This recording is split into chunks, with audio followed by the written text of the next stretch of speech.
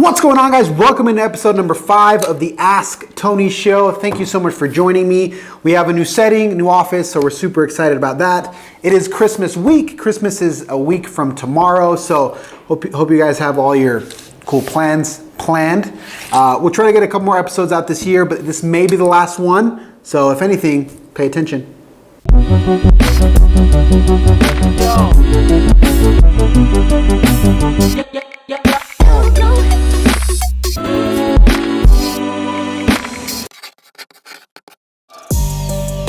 What is the biggest mistake young agents make?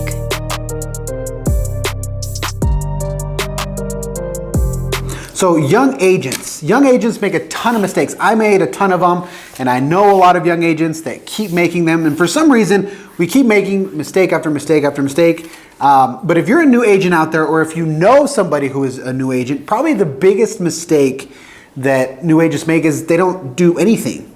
They're in this constant mode of preparation. They're always trying to prepare for something big at the end of the tunnel, and they don't do the small things day in and day out. For example, they'll go out and they'll take a bunch of courses, or they'll start reading a bunch of books, or they'll start, even dumb things, like they'll start trying to buy better clothes or whatever it is. They're always trying to prepare for something that's coming later instead of doing the work in the moment to build up to those bigger things, if that makes sense. That's number one. Number two, and I've talked about this before, it's being a secret agent. A lot of agents, either because they're self-conscious, because they feel like they don't have the experience, because they don't feel like they know enough people, or whatever excuse, they don't go out and talk to people. They don't go out and either put out content or let people know that they're an agent. They're just kind of sitting around waiting for something to fall from the sky.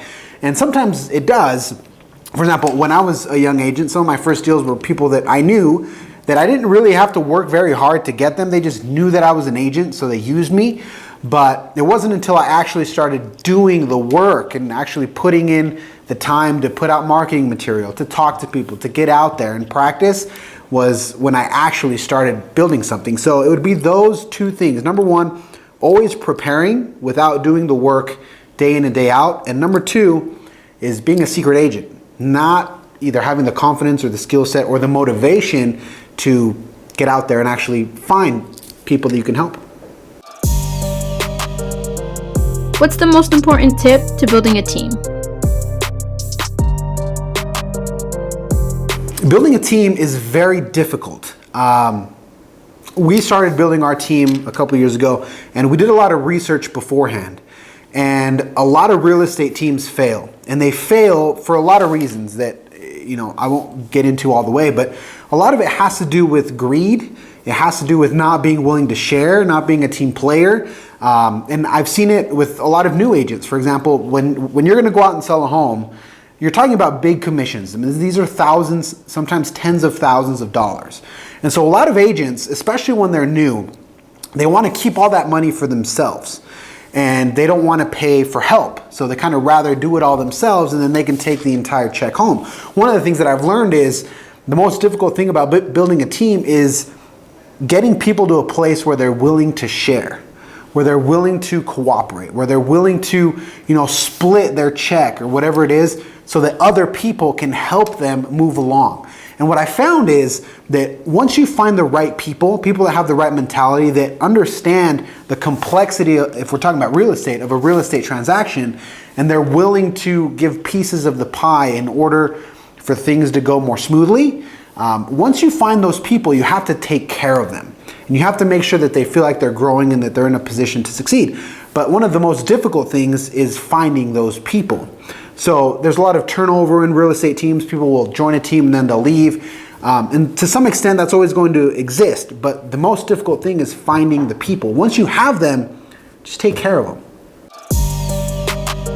How long does it take to buy a home?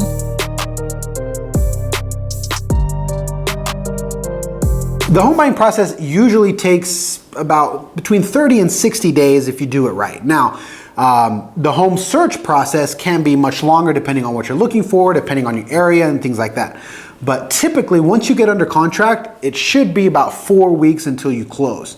So if somebody starts their home search today and they find their home tomorrow and they get under contract, well, in 30 days they can have their home. But we have other cases where people spend months and months and months looking at homes, sometimes sending offers, they don't win their offers, they get under contract, there's a problem with the house, so they got to start over. So that obviously makes it much longer. But if everything goes well, once you find your home, it's about 30 days. What is the difference between an agent and a broker? So agent and broker. A lot of people think that brokers are agents or that agents don't need brokers, or we get those terms kind of mixed up. So an agent is just that. It's a real estate agent, somebody that has their license, that has been licensed, and they can help people purchase or sell real estate. A real estate broker is somebody who is in charge of a brokerage. So the way the system is set up is if you're an agent, in order for you to be able to work, in order for you to be able to charge commissions and basically function as a real estate agent, you have to put your license under a broker, a licensed broker and a brokerage. And once you have that, then you kind of work through the broker to get paid and to make your deals work. So if you look at it from, and I hate to use this term, but it's the way it works, kind of a pyramid scheme, if you will. You have the broker at the top that's in charge of all of the transactions. At the end of the day, your client, if you're an agent, it goes through the brokerage. So it's the brokerage's client. But the broker has the ability to use agents to make those deals work. So for example, you're an agent, you work in my office, I'm the broker, you bring a client. The client technically belongs to the brokerage and therefore belongs to the broker. But the broker allows you as an agent to work that deal and be able to charge a commission. So the way that the law is set up, in order to be an agent, you have to work through a broker.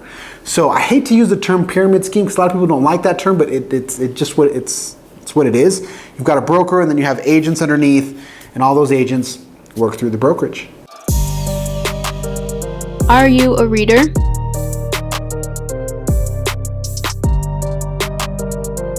I'm a big reader, now more so through audiobooks, which I guess would make me a listener, not a reader.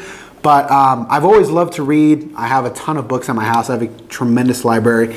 And the reason why is because I've always felt like reading just accelerates your learning, and it accelerates your growth. And it's something that seems obvious, but people don't do it. And sometimes I don't understand why people don't do it. Like every single problem that you can have, somebody in the world has already solved it and they've written a book about it. It's out there. Whether it's fitness, whether it's parenting, whether it's business, whether it's motivation, whether it's relationship, whatever it is, whatever problem you have, somebody has already solved it and they've written a book about it. And you can read that book in days, sometimes weeks, and you can learn and apply those concepts and not go through the same issues that that person went through in order to write the book, if that makes sense. So I just feel like all the answers that you could ever need are in books. You just have to go out there and look for them. But it takes a proactive person. A lot of people are reactive learners. And what I mean by a reactive learner is they learn as life happens to them. They learn as they're in a tough situation and they go through it, and so they learn. But not very many people are proactive learners. A proactive learner is someone who understands their limitations and they say, okay, I don't know a lot about this subject, but I'd like to. Or I struggle with this, or I struggle with that. And they're self-conscious about it. And instead of just like waiting for something to happen, they go out and they seek answers. And they seek answers through books or through courses or through audiobooks or whatever it is. Now, because I drive so much, I'm listening to audiobooks and podcasts all day long. If you saw my Audible account, it's pretty legendary. But yeah, it has to be a daily thing, and you have to make that a habit, whether it's reading in the morning, reading at night. I like to read at night. And again, listening while I'm driving, it makes a tremendous, tremendous difference. How do you maintain good relationships with other agents despite them being your competitors? One of the things that I learned really early on from my mentor, Daniel, who was my broker initially and is now the CEO of our company, is true other agents are your competitors, but there's enough abundance for everybody. Like everybody can eat at the table. And Gary Vee always makes the comment that it's one of the ones that, of all the comments that he's made, is probably the one that has stuck with me the most, which is there's two ways that you can build the biggest building in town. You can just build it, or you can work to tear down all the other buildings around you. And most people will work to tear down all the other buildings around them. But real winners, they just make their building taller than everybody else's. And so you have to maintain good agent-to-agent relationships. Why? Because whenever you're in a transaction, it's not just you and your client, but on the other side, you have either a buyer or a seller and their agent. And amongst agents, like, we know each other. Like, I know certain agents that do a good job. I know agents that don't do so much of a good job. And so you have to maintain good relationships, because that's a factor. When your client is presenting an offer, your reputation as an agent is a big deal. And sometimes that can be the factor between your client getting the home or not getting it. So it's very important that you maintain good agent relationships without being a hypocrite.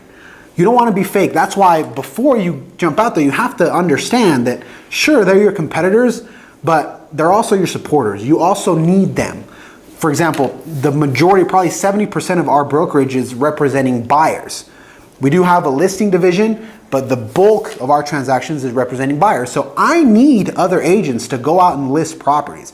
I need them to hustle. I need them to find deals. I need them to find sellers. And I need them to put homes on the market so that my buyers can go and buy them, if that makes sense. So this business is all about cooperation. And if you are the type of person that wants to shut yourself off, not talk to anybody, be a jerk, and just look down on other people because you see them as your competitors, you're gonna lose. How much time do you spend creating a single piece of content? Is there a reason you use video more? The reason that I use video is for two reasons. Number one, I like it. And number two is I feel like it's what most people are most likely to consume. I do articles as well, but if I look at my numbers, I mean, I'll write an article and I'll get X amount of reads or whatever. But if I make a video and it's a good video, just the engagement is so much higher, because we as a society now, we're a video first society. So we like to watch things. A lot of people are visual learners. And so, for example, this show, I have this show in video form on YouTube and Facebook, and then we have a podcast version where it's the exact same show. It's just you strip the audio and you put it on the podcast, but a lot more people watch the video than listen to the podcast. So that's one of the reasons why I like video, because I watch video all the time. So I just think people resonate with it more, and they're more willing to consume it than in another format. Now, how much time it takes, I have the blessing of having a team of people that edit the content and do things like that. So for me, I'll film a show, maybe it'll take 20 minutes or 25 minutes or whatever it is. And then Rachel, who's my content manager, she'll go back, she'll edit it, she'll chop it up, she'll put it on the podcast, she'll do quote card, she'll do everything else. So I don't have to do it personally. If I did have to do it, it would take forever.